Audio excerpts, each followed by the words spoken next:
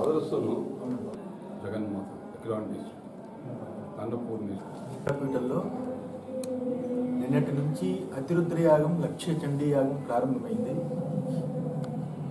నిజంగా విశాఖ శ్రీ శారదాపీఠం చాలా అదృష్టం చేసుకుంది. ఏ పీఠాలలో ఏ ఆశ్రమాలలో ఎక్కడా జరిగినట్టుగా సుబ్బిరామిరెడ్డి గారు 8 సంవత్సరాల నుంచి చాలా దిగ్విజయంగా ఈ యాగాన్ని నడిపిస్తున్నాడు. 400 మంది బ్రాహ్మణులు వచ్చి అహర్నిశలు యాగం చేయడం, ఇది ప్రజలకి బాగుండాలని కలిగించడం. దానికి నిదర్శనం ఏమిటంటే వర్షాలు. ఆంధ్ర రాష్ట్రంలో వర్షపాతం తగ్గి 40% వర్షపాతం తగ్గిపోయిందని పేపర్లు వాటిలో చూసాం. యాగం తలపెట్టడం, వర్షం పడ్డం ఏమిటి? ఇదే దైవలీల.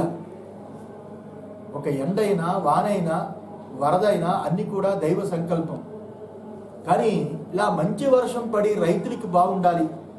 13 జిల్లాల్లో ఇప్పుడు రైతులు ఏడుస్తున్నారు.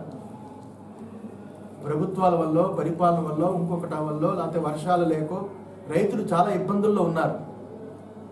అలాంటి రైతులు బాధల్లో ఉన్నారు. నీళ్లు లేక నీళ్లు అడుగంటిపోయి రాయలసీమ, ఉత్తరాంధ్ర జిల్లాలు చాలా నీటి కొరతతో ఉంది. గోదావరి జలాలే ఎండిపోయని చెప్తున్నారు. ఇలాంటి పరిస్థితుల్లో నీటి మట్టం పెరగడానికి భగవంతుడు ఈ యాగాలు ప్రారంభించడానికి ముందే వర్షాలు కురిపిస్తూ వర్షాలలో ఇంత యాగం జరిపించుకుంటున్నారంటే అతిరుద్ర యాగము, లక్ష్య చండీ యాగము ఇంతకంటా గొప్ప సక్సెస్ అని చెప్పడానికి ఇంకొక మార్గం లేదు.